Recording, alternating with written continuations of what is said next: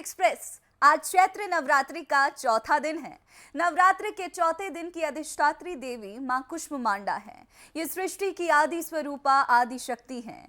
ब्रह्मांड को उत्पन्न करने की शक्ति प्राप्त करने के बाद उन्हें कुष्मांडा कहा जाने लगा। अपनी मंद मुस्कान से ब्रह्मांड को उत्पन्न करने के चलते इन्हें कुष्मांडा देवी के रूप में पूजा जाता है। संस्कृत भाषा में कुष्मांडा को कुमड़ कहते हैं। ऐसी मान्यता है कि मां दुर्गा के इस स्वरूप की पूजा करने से रोग और शोक सबसे आप दूर रहते हैं। जो मनुष्य सच्चे मन से और विधि विधान से माता की पूजा अर्चना करते हैं, उनकी आयु, यश, बल, आरोग्य में वृद्धि होती है।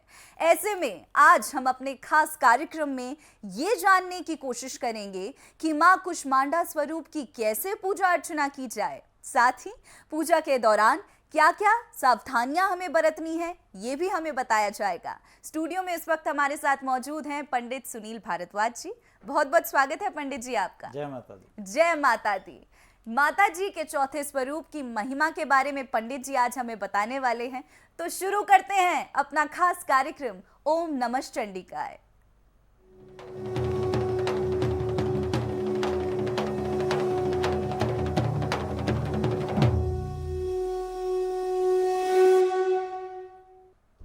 पंडित जी, वैसे तो देवी के सभी स्वरूप मन मोह लेने वाले हैं। माता की छवि ही ऐसी है कि मंत्रमुग्ध हो जाते हैं सभी लोग।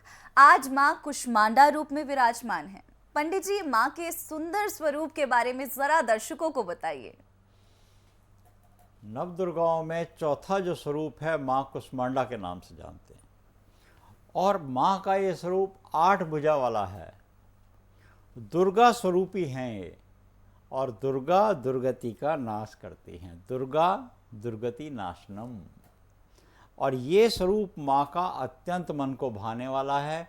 इस स्वरूप का वर्णन बहुत ज़्यादा है कि इनमें ऐसी शक्ति है कि आपके दर्शन मात्र से रोग, दोष, कष्ट, कलेश, कंटक ये सब दूर हो जाते हैं। ये स्वरूप ऋषियों को बहुत भाता है, क्योंकि इस स्वरूप को देखने से जो आभा निकलती है या इस स्वरूप का वर्णन करने से आपके अंदर जो शक्ति का उपार्जन होता है वो अनंत है। उसकी कोई सीमा नहीं है, क्योंकि यही तो अंदर सूर्यलोक में वास करती हैं।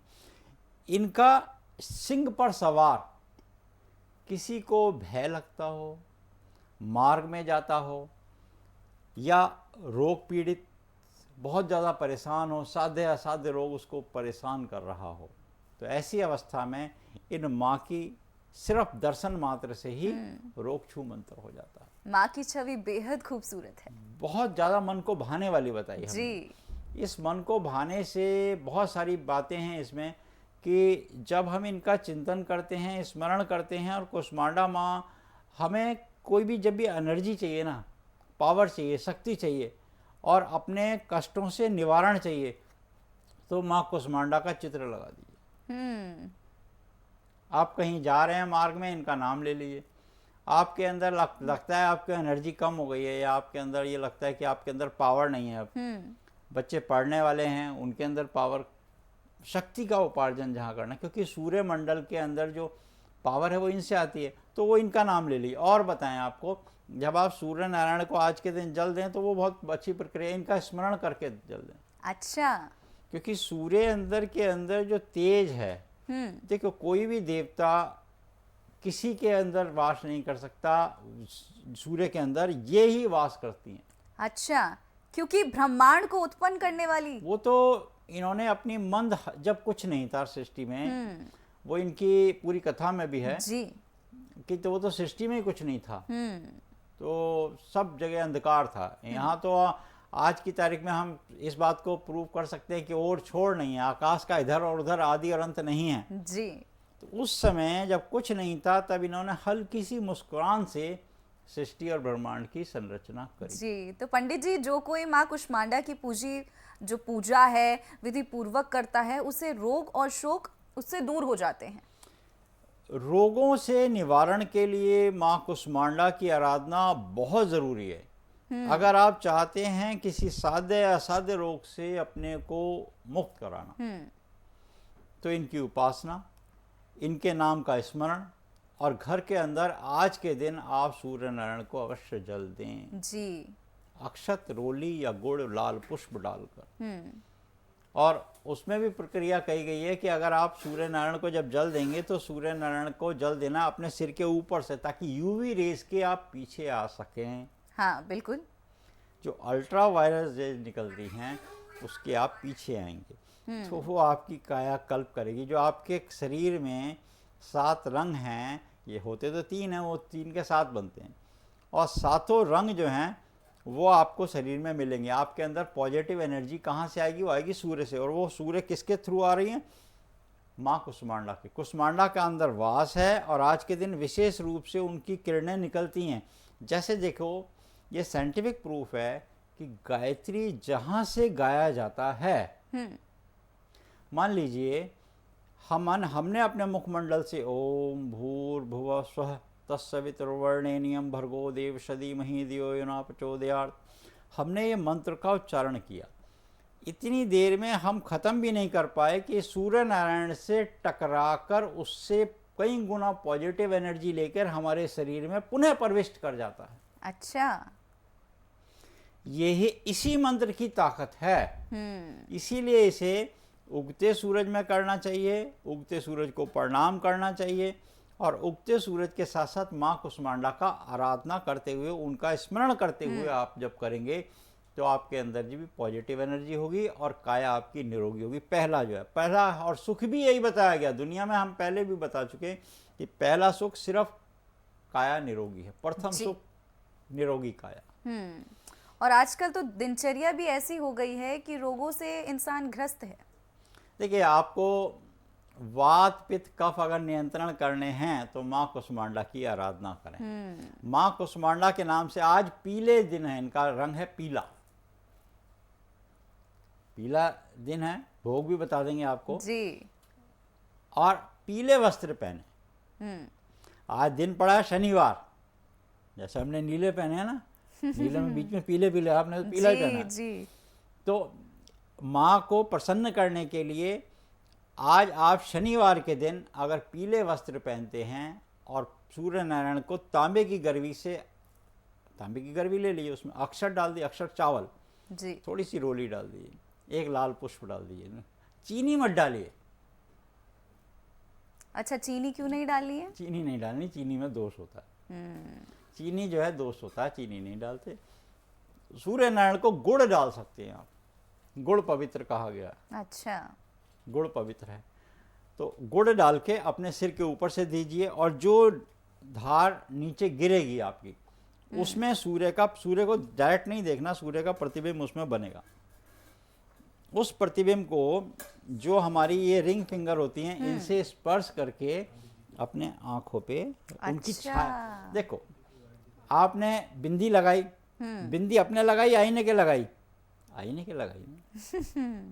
जब आईने के लगाई तो वो अपने लग गई। ऐसे तो आपसे हो सकता है उतनी बैलेंस नहीं बने, अभ्यास से लगेगी। तो ऐसे ही हमने स्पर्श किसको करना? छाया को करना। उनकी नीचे जो प्रतिबिंब दिखा, उनको हमने स्पर्श करके आंखों पे लगा लिया। और वो गायत्री जो हमने गाई, तो वो उस हमारे करीब करीब जितनी लंबाई उससे 2.5 मीटर तक घूमती रही किरणें। तर्जनी उंगली का इस्तेमाल करना। और वो एनर्जी वापिस आई है जब गायत्री पढ़ी है। ओम ऐं ह्रीं क्लीं कुष्मांडाय नमः, या गायत्री कर लीजिए, ओम भूर्भुवः स्वः, ये गायत्री कर लीजिए। गायत्री तो सभी हैं, गायत्री सभी देवी देवताओं की गायत्री हैं, उनको भी कर सकते हैं, मगर कुष्मांडा का विशेष रूप से। और जब आप करेंगे अपने शरीर पे, संपूर्ण शरीर से आप स्पर्श ऐसे कर लीजिए। अच्छा, एक और बात बता दें हम उसके बाद, जो महत्वपूर्ण बात है जी, अभी आयुर्वेद पद्धति की भी है। उसके बाद आप किसी को ना देखो। अच्छा। उसके बाद आप जब अंदर आओ तो चलते हुए आओ, और सबसे पहले अपने ईष्ट को देखो। ईष्ट आपकी एनर्जी लेंगे नहीं। तभी तो हम कहते हैं हरिओम तत्सत। इसका फल किसको मिले? विष्णु को मिले। विष्णु से अपना ज्वाइंट अकाउंट खोल लेते हैं ना हम। जो भी काम करते हैं, दान करते हैं, पुण्य करते हैं, कोई भी काम करते हैं, तो गुप्त कहा गया हरिओम तत्सत, इसका फल मुझे ना मिले, क्योंकि आप अपने को तो इंद्र ले जाएंगे। अच्छा, इसके पीछे भी एक अहम कहानी है। वो अलग कथा वो है, हम फिर बाद में बताएंगे। वो लंबी हो जाएंगी फिर। जी जी। ये देखो, जैसे पुरोहित जी ने बताया को कुछ अंश तो उनको भी मिलेगा ना पुण्य का, कुछ इंद्र ले जाएंगे। तो शकरायक नमक करके उठते हैं हम जब जल लगा के तो धरती पे, तो उसलिए उठते हैं। तो याद रखें, सबसे पहले जब अंदर आएंगे आप तो ईस्ट को देखें, ईस्ट को निहारें। तो ईस्ट के जिन जिन आप पूरे चित्र पे, उनके आभा मंडल पे जितने पे आप दृष्टि डालेंगे वो आपको रिफ्लेक्ट होके आएगी, वहाँ वहाँ आपकी काया निरोगी। उसके बाद अपना मुख देखें। ये आपको बहुत एक ऐसी बात बता रहे हैं कि आपकी काया जो आज निरोगी काया की बात है और आपके ऊपर प्रॉस्पेरिटी की बात है, आप करके देखिए। 6 महीने के देखिए। अच्छा, 6 महीने हम कहते हैं इस नवरात्रे से। अगले नवरात्रे जो दर्शक देखेंगे फिर वो हमें बताइएगा कि इससे आपके मुखार बिंद पर कितना फर्क पड़ा। ठीक है पंडित जी, मैं तो आज से ही शुरू कर दूंगी इसे। इससे आपका जो मुखार बिंद है वो उभरने लगेगा, आपकी आभा उभरने लगेगी और आपकी एनर्जी जो है, देखो खाना खाते हैं तो आपकी उससे क्या होगा। अब ये आयुर्वेद पद्धति की बात आ गई, इसमें देवी भागवत में पूरा विस्तार रूप से इसका वर्णन। आपकी जठर जो है वो बहुत अच्छे चलेगी। चिड़िया, तोते, पशु पक्षी जितने हैं ये प्रातःकाल, चिड़िया प्रातःकाल उठती हैं, उगते सूरज से उठती हैं और उसके बाद जल ग्रहण करती हैं। जल ग्रहण कैसे करती हैं उसको देखिए। और उसके बाद ये 12 बजे तक तो खूब खाती हैं ऐसे ही, क्योंकि वो जठर चलती है। जैसे जैसे सूर्य उगते हैं हमारी जठर अग्नि में अग्नि प्रज्वलित होती है। पंचमहाभूत से शरीर मिलकर बना है, उसमें अग्नि भी है। तो हमारी जब जठर अच्छी चलेगी तो पाचन तंत्र हमारा बहुत अच्छा होगा और जब पाचन तंत्र बहुत अच्छा होगा तो हमारे को वात रोग, पित्त रोग नहीं सताएंगे। और वात के करीब करीब 80-84 रोग हैं जी। और जब वात रोग ही नहीं आपको परेशान करेगा तो पित्त, उसका वेस्टेज पित्त नहीं बनेगी, पित्त की वेस्टेज कफ नहीं बनेगी। तो याद रखिएगा कि ये जो देवी हैं हमारी कुष्मांडा, ये सृष्टि की संरचना कर सकती हैं। जिन्होंने सृष्टि की संरचना करी है वो हमारे शरीर का निर्माण करती हैं और हमारे शरीर के निर्माण के लिए, उसके जीवन यापन के लिए, सरल जीवन यापन के लिए, खुशहाल जीवन यापन के लिए या निरोगता के लिए उन्होंने सूर्य मंडल को लाई, सूर्य को लाई। जिन्होंने सृष्टि बनाई उन्होंने सूर्य बनाया, उन्होंने ब्रह्मांड बनाया। अच्छा पंडित जी, आप ब्रह्मांड को बनाने की बात कर रहे हैं। जब उन्होंने ब्रह्मांड को उत्पन्न करने की शक्ति अर्जित कर ली तब वो माँ कुष्मांडा कहलाई। जरा इस बेहद खूबसूरत कथा के बारे में भी भारत एक्सप्रेस के दर्शकों को बताइए कि ये कथा आखिर है क्या।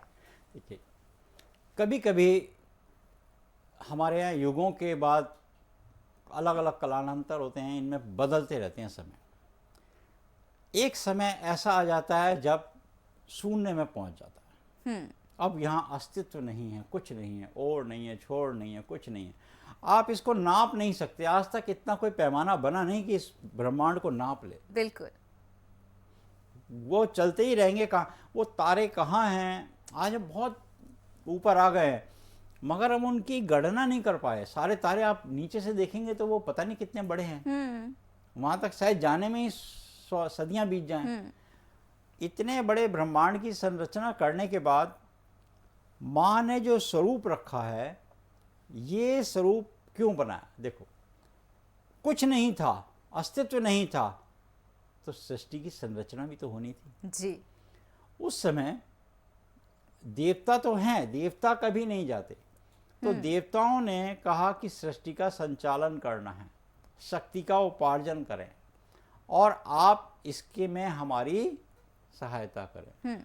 तो ब्रह्मा जी का ये संरचना होती है कि ब्रह्मा जी इसका संचालन, विष्णु जी संचालन करेंगे, ब्रह्मा जी उत्पन्न करेंगे, शिव श्रृंगार करेंगे जी। तो माँ ने एक उनको जैसे घर बना के दे देते हैं ना हम बच्चों को, तो ऐसे ही उन्होंने ये ब्रह्मांड बना के दिया। और कैसे बनाया, ब्रह्मांड बनाते समय माँ ने ये नहीं कि बहुत मेहनत करी है, बहुत ज़्यादा हार्ड वर्क करा जैसे मकान बनाते हैं, ऐसा नहीं बनाया। हम तो मकान बनाने में इतनी मेहनत करते हैं, कुछ बनाने में। उन्होंने हल्की सी मुस्कुराई, ऐसे मंद मुस्कान, बस बन गया। वो माँ की छवि में दिखता है। आपने जरा से देवताओं के आग्रह करने पर उस सृष्टि की संरचना अपनी मंद मुस्कान से कर दी और उसके बाद प्रकाश में वातावरण उत्पन्न करने के लिए, ऊर्जा उत्पन्न करने के लिए उस सूर्य मंडल के अंदर गई। अब आप समझ गए, अगर वो सूर्य मंडल के अंदर न जाती तो हमारा बीजांकुरित न्याय ना होता। जी। बीज कैसे फटता? ये तो सूर्य और चंद्रमा से ही निकलेगा ना। अब ये थोड़ी कठिन बात आ गई इसमें। जी। मगर सृष्टि की संरचना जब हुई तो संरचना में अब किसको शासन पालन दिया गया? आप शासन करेंगे, आप पालन करेंगे, आप संहार करेंगे, ये दिया गया। तो वो भुवनेश्वरी जो हैं, अब अंततः वही आ जाती हैं। वो भुवनेश्वरी कहाँ बैठी हैं? वो मणिलोक में बैठी हैं। और ये शक्ति कहाँ से चलती है? वो मणिलोक से चलती है। मणिलोक तब भी था, मणिलोक रहेगा और मणिलोक बना हुआ है। ब्रह्मांड है नहीं है, मणिलोक है। मणिलोक का चिंतन, व्यक्ति दरिद्र नहीं होगा। दुर्गति को दूर करेंगी। दुर्गा तो दुर्गति को, दुर्गा दुर्गति नाशनम। मगर ब्रह्मांड में मणिलोक का अस्तित्व रहेगा। और मणिलोक क्या है? मणिलोक का भी एक बार हम थोड़ा सा वर्णन कर देते हैं, क्योंकि आज बहुत सुंदर माँ की कथा का। कुष्मांडा माँ के पास जो शक्ति है, वो शक्ति भी इनकी अपनी है, जो बनाई गई है जो ब्रह्मा विष्णु महेश को भी मिली हैं।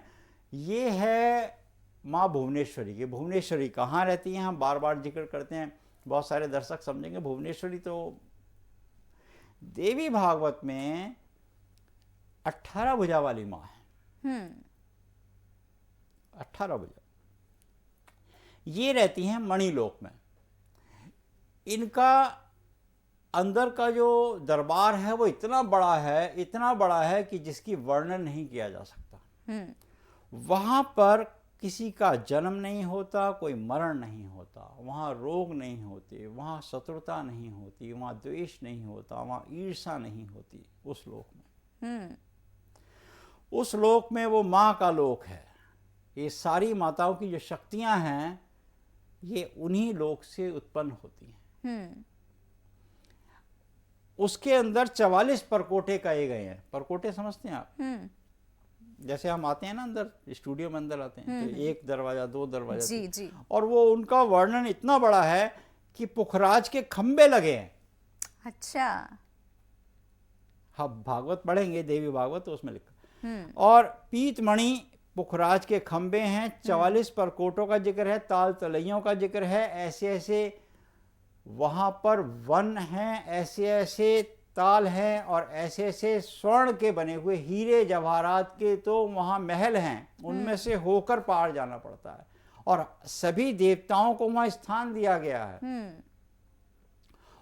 और नव दुर्गाओं का वहां स्थान है। ब्रह्मा विष्णु महेश का भी वहां स्थान है। वहां बैठते हैं और वहां से शक्ति का उपार्जन करते हैं। वहां की शक्ति प्राप्त करने के पश्चात ये ब्रह्मांड और संरचना जो हुई है वो इसीलिए हुई है।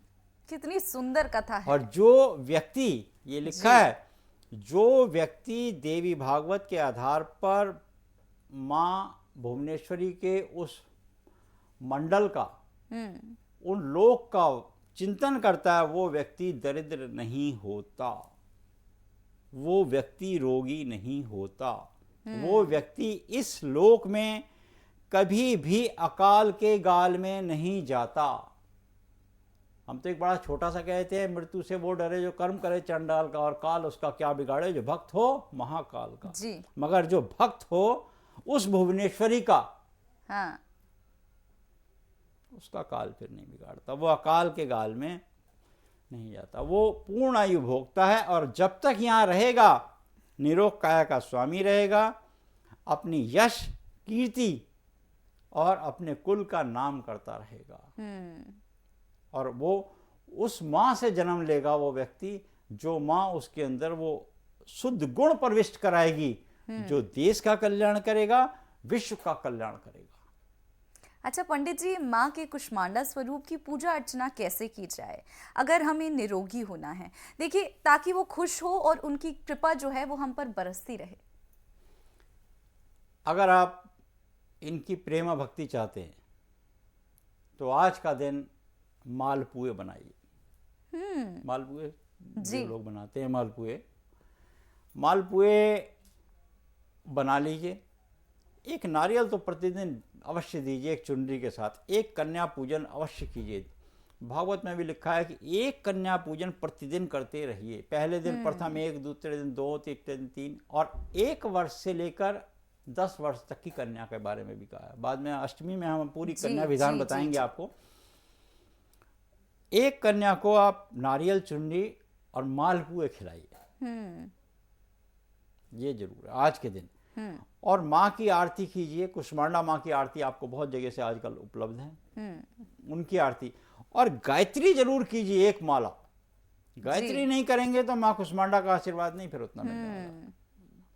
देखो बहुत सारे लोग कहते हैं संकोच में कि हम अगर रास्ते में हैं तो क्या, तो रास्ते में जहाँ जहाँ जब तक सूर्य आपके शरीर में दिख रहे हैं, किरणें पड़ रही हैं, तब गायत्री कर लो जी, क्योंकि रिफ्लेक्ट होकर तो गाड़ी में भी आपके ऊपर आ रही हैं। आप मार्ग में कर सकते हैं, कहीं पे भी कर सकते हैं, प्रदेश में कर सकते हैं, जहाँ पे भी हैं वहाँ कर सकते हैं। तो उनका आप गायत्री का मंथन आपका आज का दिन चलता रहना चाहिए। हम कहते हैं पूरे दिन जब तक सूर्य नारायण दिख रहे हैं संध्या काल तक, तब तक करना चाहिए। नवरात्रों में करने में दोष नहीं लगता, 24 घंटे भी। जी जी। तो ये पूजा विधान है। और मालपुए का भोग माँ को दीजिए और पीले रंग के आसन पे बैठिए। पीले वस्त्र हो सके तो बहुत अच्छे आज के दिन पहनिए आप। और आज शनिवार का दिन है, जैसे जी, शनिवार के दिन जब माँ कुष्मांडा का दिन पड़ जाए तो भी एक बहुत विशेष उपाय बताते हैं। ये बड़ा उपाय बताते हैं। आज अपने वजन के बराबर सतनाजा दान दीजिए। ये आपके वात पित्त कफ को नियंत्रण करेगा। अपने शरीर का दान दीजिए। और अपने वजन के बराबर आज गौशाला में चारा भी दीजिए, क्योंकि गाय को जब आप देते हैं, बार बार हम इस बात का जिक्र तो करते हैं कि गाय के दूध या गाय के घी से बने निर्मित पदार्थ का माँ को भोग देना चाहिए। मगर क्यों? क्योंकि गाय का जो मुख है वो पवित्र है, गाय का जो नाभि से पीछे का क्षेत्र है वो पवित्र है। अच्छा, इसलिए हमारे यहाँ पंचगव्य की बहुत ज्यादा महत्वता कही गई है। इसलिए कही गई है वो बहुत पवित्र है। उसके अंदर वो गुण प्रविष्ट हैं कि जो व्यक्ति की काया को निरोगी कर सकते हैं। तो इसलिए हमने कहते हैं गाय का दूध हो, गाय का घी हो। गाय को अपने वजन के बराबर आज के दिन चारा दें, आज के दिन। और शनिवार के दिन तिल, तेल, उड़द सवाए ले लीजिए, एक नारियल के साथ शनि मंदिर में या किसी डकौत को अवश्य भेंट दे दें आज के दिन। और छोटी कन्या को नारियल चुन्नी मालपुए वो जब दें तो उसमें ये जो हमारी रिंग फिंगर होती है, इससे उसको तिलक करें। हाँ। तिलक करने के बाद उसके चरणों पे बीचों बीच में तिलक करें, जैसे चरण होते हैं यहाँ, और वो अपने माथे लगा लें। अब यहाँ पे मंत्र बताए थे। हाँ, मंत्र बता दीजिए। यहाँ पर या देवी सर्वभूतेषु क्षमा रूपेण संस्थिता, पहले क्षमा मांगिए, दया मांगिए, निरोगता मांगिए। आज निरोगता का दिन है जी। बहुत बहुत शुक्रिया पंडित जी, आपने ऐसी ऐसी बातें हमारे दर्शकों तक पहुंचाई जो शायद जानकारी का अभाव रह जाता है और हम उस तरीके से पूजा अर्चना कर ही नहीं पाते हैं। आशा है कि जो दर्शक हमें देख पा रहे होंगे वो इन सभी नियमों का पालन करेंगे और माता की कृपा उन पर ज़रूर बरसेगी। तब तक के लिए आप लोग इसी वक्त, हम कल भी आपके साथ जुड़ेंगे। आप देखते रहिए भारत एक्सप्रेस।